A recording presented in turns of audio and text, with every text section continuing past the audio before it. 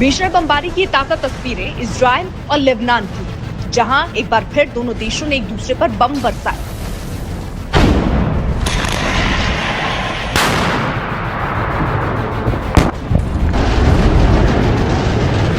Hezbollah ने उत्तरी Israel पर एक बार फिर जबरदस्त एयर स्ट्राइक की। रविवार को हिजबुल्लाह की तरफ से 100 से ज्यादा रॉकेट और ड्रोन से हमले किए गए, जिसके बाद कई जगहों पर आग लग गई।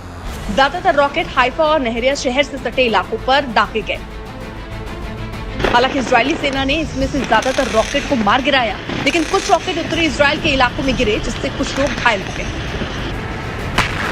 मौजूदा जंग के बाद हिजबुल्लाह की तरफ से इजराइल पर यह सबसे बड़ा हमला माना जा रहा है। हिजबुल्लाह पहली बार इजराइल के अंदर तक घुसे और हाइफा के पास रामत डेविड बेस और हवाई अड्डे को निशाना बनाया।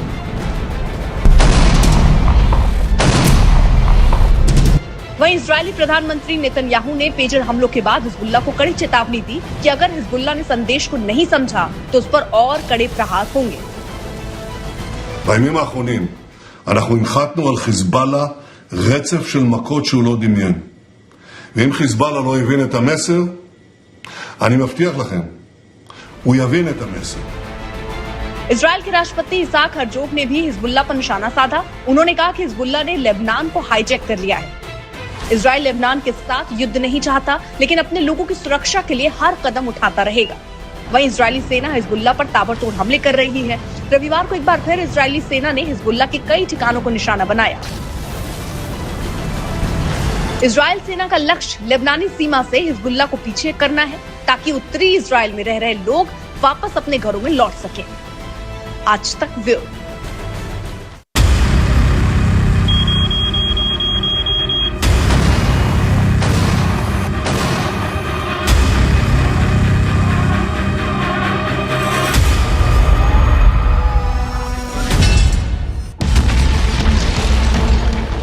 पहले 3000 से ज्यादा पेजर में ब्लास्ट, 12 मौतें, 3000 से ज्यादा घायल।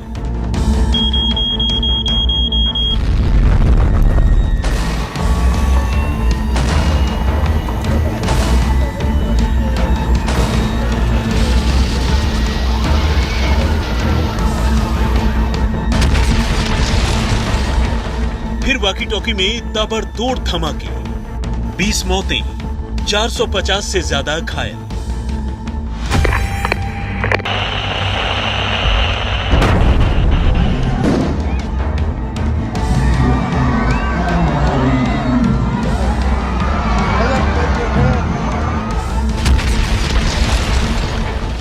अब सोलर सिस्टम में भी होने लगे धमाके। अब तक 6 से ज्यादा लोग घायल।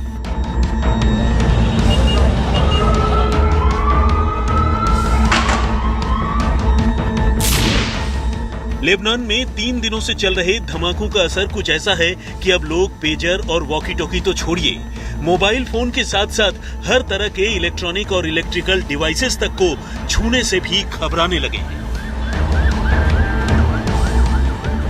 हिजबुल्लाह ने एक बार फिर अपने लड़ाकों से मोबाइल फोन की बैटरी निकालकर दूर फेंकने की बात कही है, जबकि राजधानी बेरूत के रफीक हरीरी इंटरनेशनल एयरपोर्ट पर पैसेंजर्स के वॉकी टॉकी और पेजर्स लेकर जाने पर पूरी तरह से पाबंदी लगा दी गई है। यानी लेबनान की हालत फिलहाल कुछ ऐसी है कि लोगों को ये समझ नहीं आ रहा कि कब कहां कौन सी चीज फट जाए जो मौत और तबाही की वजह बने। लेबनान में मची इस भयानक तबाही का इल्जाम तो खैर पहले ही दिन से इजराइल पर है। ये और बात है कि इजराइल ने अब तक ऑफिशियली इस साजिश में शामिल होने की बात नहीं कही है, लेकिन इन धमाकों को लेकर सूत्रों के हवाले से जो और जैसी जैसी कहानियां सामने आ रही हैं, वो दिमाग चकराने वाली है। और इन तथ्यों के मुताबिक लेबनान पर हुए इस हमले की साजिश कोई चंद दिनों या महीनों पहले नहीं, बल्कि करीब 2 साल से या फिर उससे भी पहले से चल रही थी।